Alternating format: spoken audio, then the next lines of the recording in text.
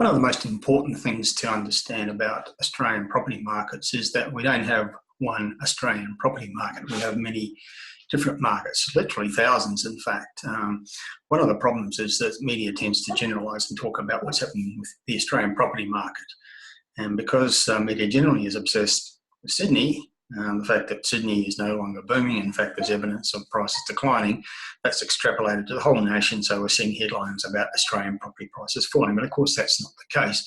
While Sydney is winding down and Melbourne's probably past its peak, other markets, other major markets around Australia are doing quite different things.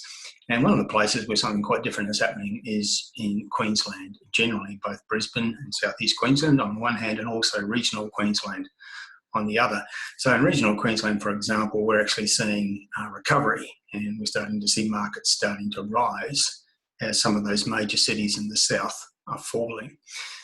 Many of the markets that were impacted by the downturn in the resources sector are now showing signs of recovery.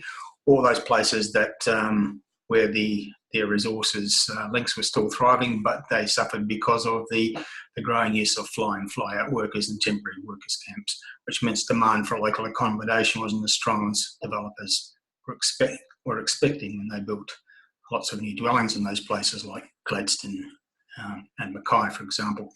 So we're starting to see recovery in those markets, but also we're seeing strong economies emerging with some of the regional centres of Queensland that are not so linked into the resources sector, largely through major spending on infrastructure and expansion and diversification of those economies. And a couple of examples of that are Townsville up in the north and the Sunshine Coast just a little bit north of Brisbane. Both those economies are diversifying, expanding, improving, and massive spending on infrastructure is part of the reason for that. Both the Sunshine Coast and Townsville individually have projects on the books totaling more than $20 billion, either underway or in planning. And that's the influence that's making us particularly interested in those markets.